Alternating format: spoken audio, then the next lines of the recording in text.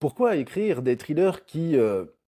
observent, sans nécessairement les dénoncer d'ailleurs, mais qui observent les déviances dans les comportements humains quand on parle d'argent? En fait, on est dans une société qui est dominée par l'argent et fondamentalement, l'argent, le pouvoir, le sexe, ce sont des points d'accroche importants pour les personnes qui se sentent plus dominants, les entre guillemets pervers narcissiques, les manipulateurs. Il y a vraiment quelque chose qui est incroyablement attractif et je le sais d'autant mieux que dans ma vie de tous les jours, la gestion des comportements toxiques, les stratégies relationnelles, ce sont des choses que je mets en place dans mon métier.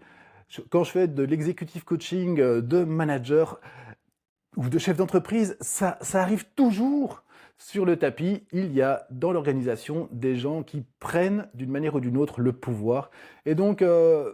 non seulement quelque part on les regarde, mais en plus on les décortique dans mes livres parce que ils ont des manières de faire, des patterns qui sont très faciles à identifier à partir du moment où on les connaît, parce que si on les connaît pas, ben, le principe d'un bon manipulateur, c'est qu'on ne le voit pas arriver, c'est qu'on ne voit pas évidemment qu'on se fait manipuler. L'idée à travers ces fictions, non seulement c'est de faire passer un excellent moment au lecteur dans une intrigue qui donne envie de tourner les pages, mais c'est aussi d'en apprendre un petit peu plus sur ce qui drive les gens qui ont envie d'accéder au pouvoir, à la richesse, à l'argent, etc., etc.